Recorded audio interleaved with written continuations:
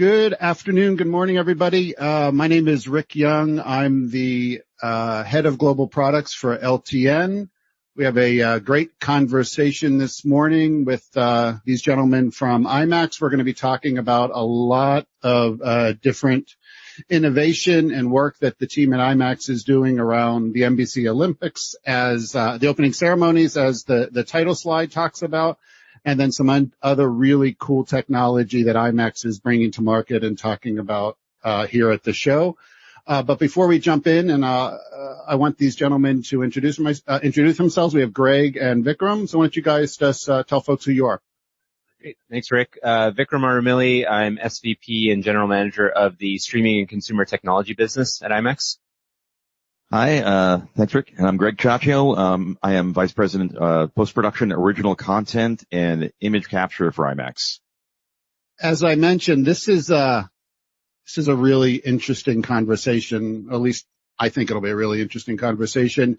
IMAX, as everybody knows, and these gentlemen can speak to it better than I can, is the brand itself is synonymous with the highest quality visual audio experience. Obviously, we know IMAX theaters, which are all over the world. But this conversation is really going to focus on two areas. One is delivering new experiences in those theaters, both in the form of live events, and also sort of on the opposite side of the spectrum, at least kind of the way I think about it, is bringing that same ultra high experience to consumers in a direct to consumer streaming world. And so you're kind of taking the theater experience and looking at it side by side with delivering content to every device under the sun. So it's an interesting mix. Most of the conversations I tend to have are around delivering really high experience sort of in the living room and then to mobile devices or every device under the sun. This is even one step beyond that, which is super fun to talk about.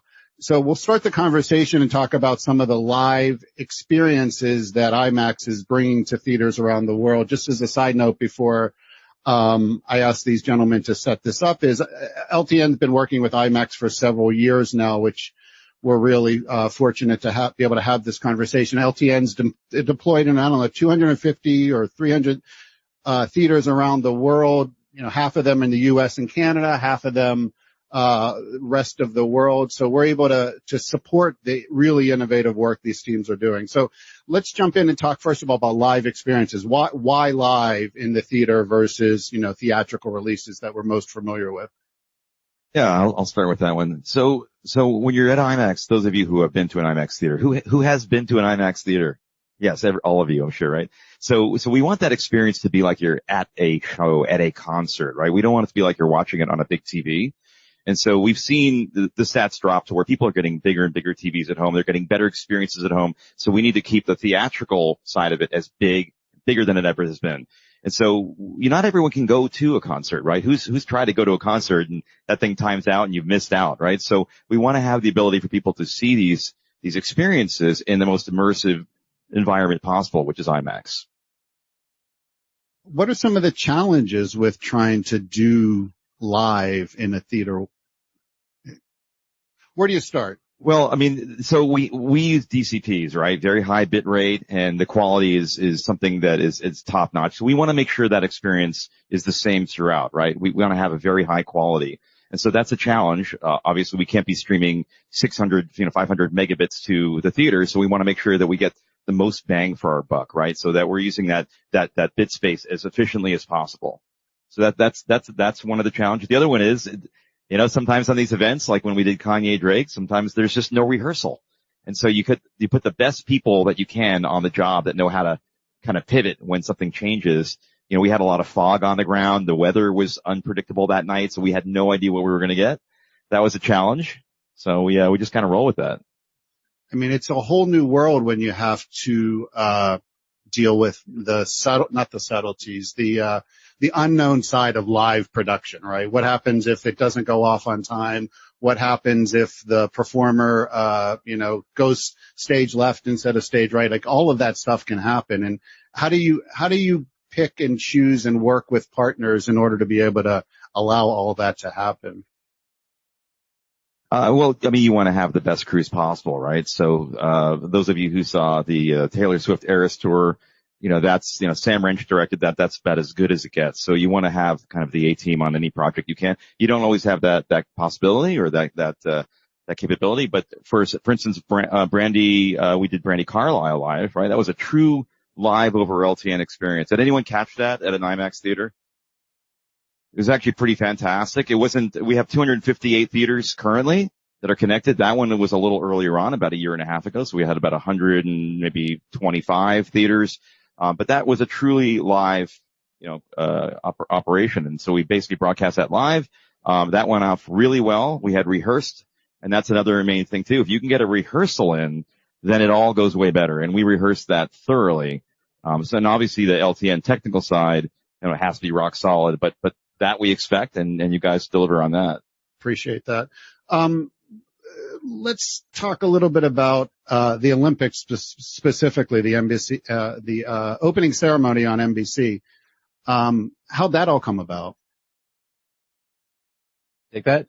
Yeah. So we've, all of these studios, broadcasters, they're all part of a network of customers that we work with and partners that we work with at IMAX. So obviously Universal is a big theatrical partner for IMAX. Oppenheimer, the latest hit on our screens, or one of the later hits on our screens, comes from Universal. So we've had conversations with them theatrically. We have conversations with them when it comes to Peacock, in-home entertainment.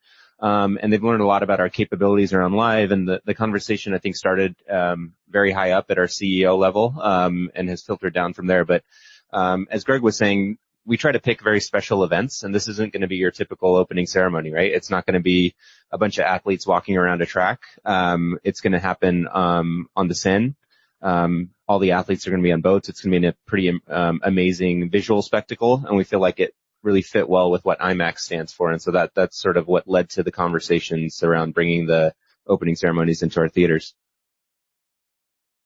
LTN spends, we too work a bunch with NBC. We've been doing some of the, what I love about the Olympics is sort of the whole story, right? I mean, you just talked about how, it's obviously about the competition, but we've been doing a lot of work with NBC on some of the friends and family stuff they do around the Olympics, where, they gather friends and family at hotels. It kind of started during COVID, right? When folks couldn't travel to the games, but now they've incorporated live conversations with the athletes wherever they're competing with folks back at home, and you're able to sort of facilitate this two-way conversation. So the Olympics is always about a bigger story than just the competition on any given time. Are you guys anticipating pretty good success with the opening ceremonies, or is there a buzz around it in the industry? You feel like ticket sales are going to be amazing? Yeah, I think we try to be pretty selective in the things that we do. And so therefore the things that we do end up doing get pretty high buzz, a lot of traction. And the initial response, I think, has been pretty strong on social media from our exhibitor partners in terms of our ability to bring new content to them, because they're always starving for new content. So yeah, I think we have pretty high hopes, and hopefully there's more live sports stuff we can do in our theaters soon. Yeah, I think anybody in this room would love to be at the Olympics live, right? So if you can't actually be there in person, this is really the next best way to experience this. You mentioned live sports, something else that's near and dear to the world at LTN. What else is on the horizon? What can you talk about? What other kind of cool stuff are we bringing to theaters to sort of take advantage of this amazing experience? Well, I think when you think about what we can do in our theater, so much of it is dependent on our partners, right? IMAX doesn't have rights to content. We work very closely with different partners, but we've got a lot of conversations going on. A few years ago, we did a test of some La Liga content in our screen, so Barcelona versus Real Madrid. But yeah, the opportunity exists. I think the fundamental rationale behind IMAX Live and live content in our theaters is there's a ton of unutilized capacity in our theaters. So I think on a good year, we're maybe in the mid-teens on utilization of our seats. So even if you can bring that up by 0.5%, there's a significant dollar unlock that we have there. So we're open to new ideas. We're always talking to different partners. But again, it's got to fit what IMAX stands for. So we're not just going to take, a regular season hockey game and throw it up on our screens every single weekday, because you got to build some fandom and you got to build something real behind it. But if it's like the Stanley Cup Finals, Game 7, maybe. So that could be interesting.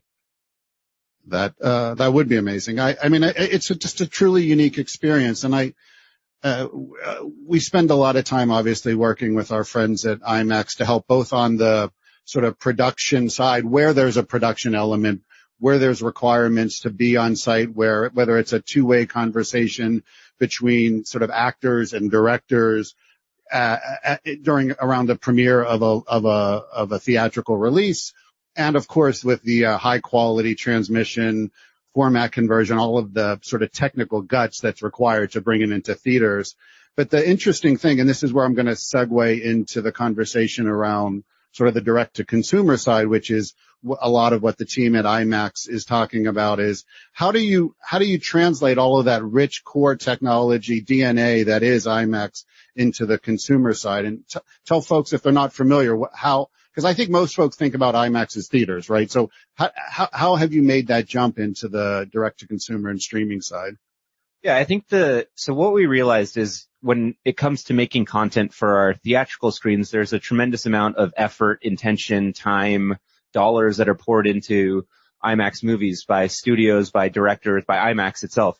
But when it comes to delivering that content in the home after the theatrical window, it's such a hit or miss experience, and there's no real true mark of quality. I think our friends at Dolby, they're on every device, whether it's a $300 Walmart TV up to a very expensive TV that you can get at a high-end retailer. But that's not really a mark of quality, right? We believe that there's actually core technology that we can bring as IMAX to ensure that that experience anywhere people are watching content is the most premium. And so that's sort of the rationale behind our streaming and consumer tech business. We have software that allows streamers and broadcasters to deliver content to consumers on TVs, on personal devices, and that most optimal quality. And we also have a consumer-facing side of that business called IMAX Enhanced, which is a mark of high-end devices and special titles that we have on services like Disney Plus that have gone through the IMAX post-production process to say this is the best way you're going to be able to view things if you're watching in the home or outside of theaters.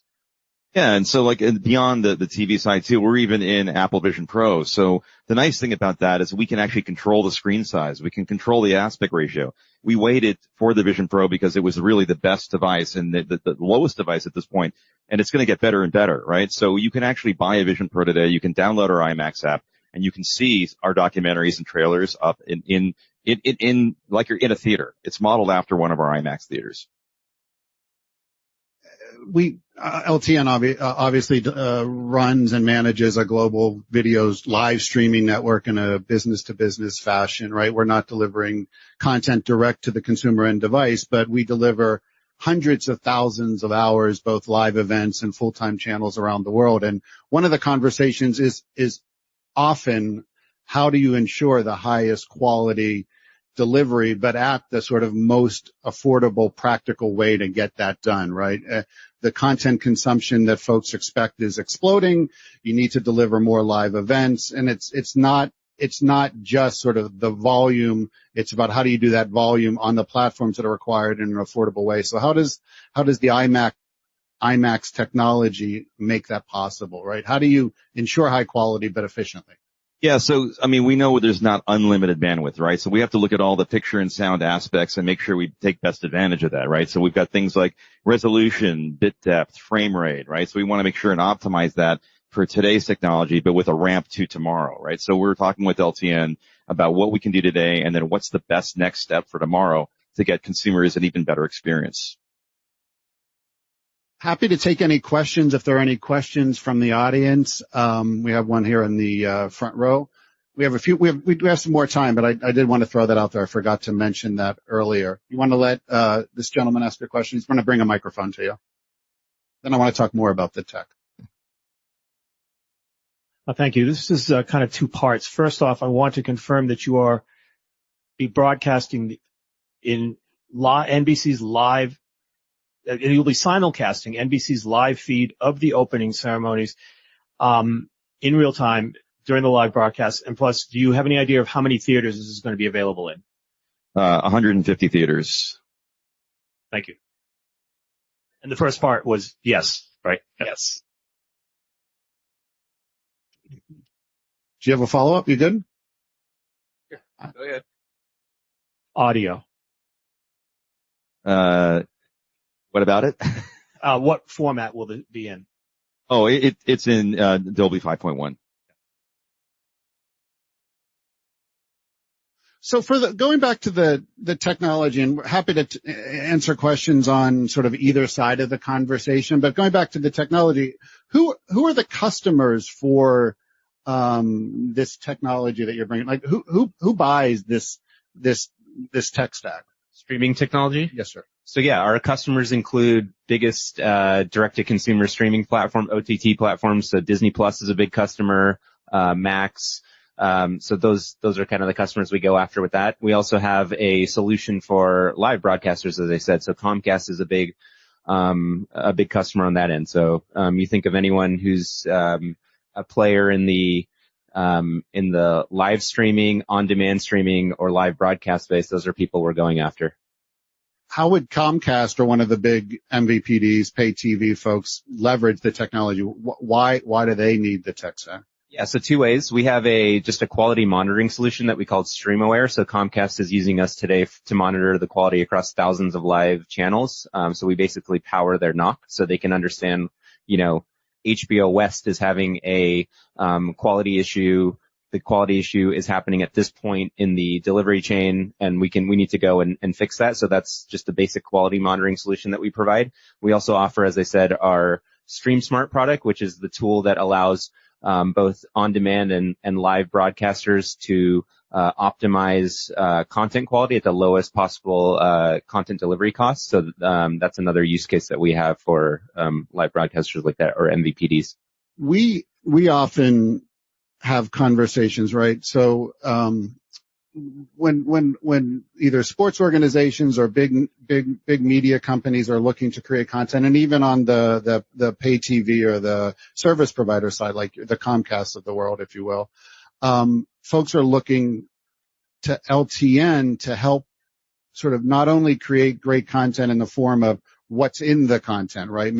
Customizing content for the right platform, whether that's in the form of graphics or announcers or language tracks or specific content during breaks that might not be available on some platform or the other. So we spend a lot of time there. But then there's just the audio and video quality itself. But where I wanted to kind of push the conversation a bit is you folks have your tech stack embedded. LTN provides a lot of it, and I can obviously see some partnership opportunities beyond what we're already doing together. But how do you make the data that you gather available into customer systems? Because what we're getting pushed on a lot, in a good way, is to take the knowledge, the visibility, the telemetry from our world and push it into customers' environments so that they can look at our operations team and their operations team sort of on a side-by-side basis. So how do you take your data, what you learn about the video, and hand it off to the customer so it can be sort of managed and decisions can be made?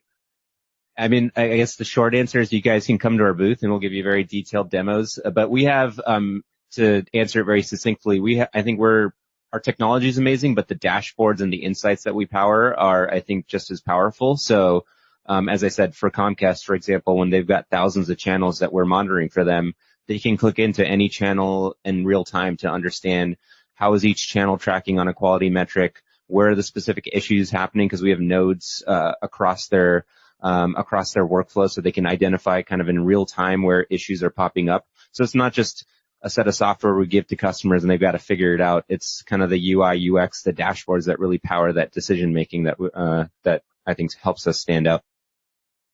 What are the challenges of live versus non-live, right? Performing your magic on non-live content or pre-produced content is challenging, but then there are a different set of challenges in the real, not necessarily even live, but real-time delivery world. To the theaters? So I mean, we do, obviously I was talking about the DCPs earlier, so that's our standard of the industry, right? So we have some, for example, Talking Heads, right? So we did the Stop Making Sense. People hadn't seen that really for years and really only on TV. And so we wanted to have a live component of that. So over at TIFF, basically we had an interview with the band. That was all streamed live. but we switched over to DCP for that part of it. So, an end state might be that everything actually goes out live, but we know that we can get our IMAX signature audio or IMAX 12 or IMAX 5 audio. We pass through 5.1 because it's a standard that's out there, right? We still tweak the end part. We make sure that the sound sounds right, that the subwoofers are nice and full. So it's not your typical 5.1. It's an IMAXified one, I would say. So that is one of the challenges, right? So we want to be able to, rather than switch over, which works, by the way, you can watch the film knowing you'll get exactly the quality that we see in our theater with exactly the same sound and picture. And then switching over to the live side. So that's a hybrid, right? So we can do that. And then we've done things like Brandy, which was completely live and interactive with people calling in over the phone and asking questions and having Brandy answer them live to you. So there's a couple different modalities there. Folks like that last scenario, sort of that two-way conversation. Absolutely. That change it? Yeah, I mean. Oh, they love it because they literally, and they can just let it fly, right? There's no censorship there. So Brandy just talks to you and she knows she's only talking to IMAX audience members. She's not talking to the world, and she can really kind of tailor that. And it was really funny, and there are a lot of really great moments in that, and people kind of connect with that, right? So you're connecting with an artist that's talking to you in an IMAX theater, not to millions and millions of people. Any other questions? I think there's another question over here. Let's stand by for the microphone. No, we need to get you on mic. Yeah, stand by. We have a couple more minutes, so I'm happy to give folks an opportunity to talk to the experts. Sure. I was just thinking about the Olympics and the amount of quality that you're going to bring to that opening ceremony. And it triggered a thought of, have you looked at the transition to providing the same quality that you're bringing for the content into the ad space, so that transition as they're watching, and they transition to an ad, they're not jarred by the amount of the lack of quality, and the creative intent is becoming richer and richer in those large events around advertising. Has there been any thought about going into that area? Yeah, for sure. We've talked to some of our streaming platform partners about, especially as more of them adopt ad tier services, is there a way we can implement our technology for them where they can charge higher rates to advertisers because you're optimizing or guaranteeing a certain quality level? For us, it's been a focus, like kind of a prioritization issue, just in terms of where can we go after dollars the fastest. That hasn't seemed like the most near-term opportunity, but it's certainly something we're thinking of.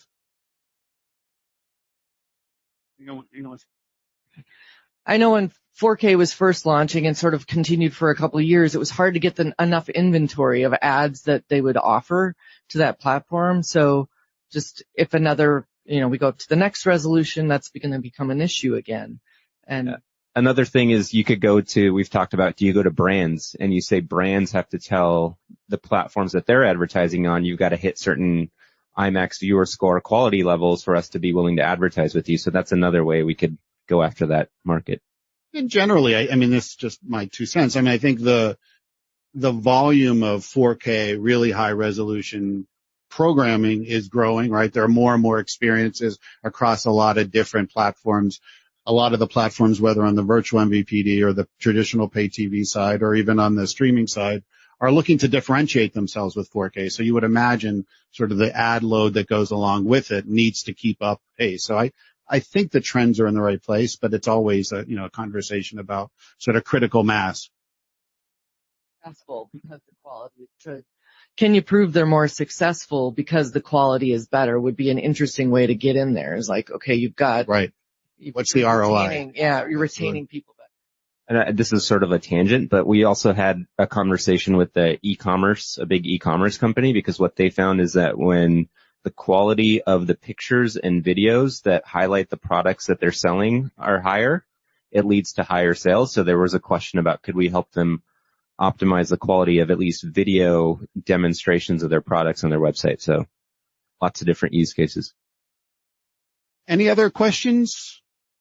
I guess the last one then, if nobody else has one from the audience, is sort of how many more events are we going to expect to see, kind of going back to the live theater experience? I'm not looking for like 22 a month answer. I'm just sort of generally, is it going to continue to ramp up over time? Yeah, we actually, so, our actual IMAX live division has changed names to IMAX. It's actually alternative content. So we have a lot of programming out there, and we were looking at this. Saying live and live. Yeah, no, that's okay, because it is, everyone understands what live means, right? So it's really alternative content. We have a mandate to basically produce a lot more different types of programming for different viewers. And so we're looking at things, like Vikram was saying, a lot of untapped space and a lot of times where we don't have utilization. So we're looking to provide, for those of you who have went to, the Rocky Horror Picture Show at midnight or Laserium and saw something live. So, we're looking to program events where you could have someone live in a theater doing something really magical and cool that's then sent out to all of the other theaters through LTN. And it's an event that is bespoke to that night. It's not something that you can just watch over and over every night. Just had a horrible high school flashback with the Rocky Horror. Sorry about that. Yeah, that was a moment. I appreciate you guys taking the time to join us today. I think it's fascinating how you can kind of marry the biggest screens in the world and also every device under the sun in the same conversation. It just doesn't happen that often that way. Folks, of course, if you want to find out more information about what these guys are doing, and LTN, of course, both of our booths are sort of straight down the hall at the other end here, so easy to find, big booths. Appreciate you guys taking the time to join me today. Sure. Yeah, thank you.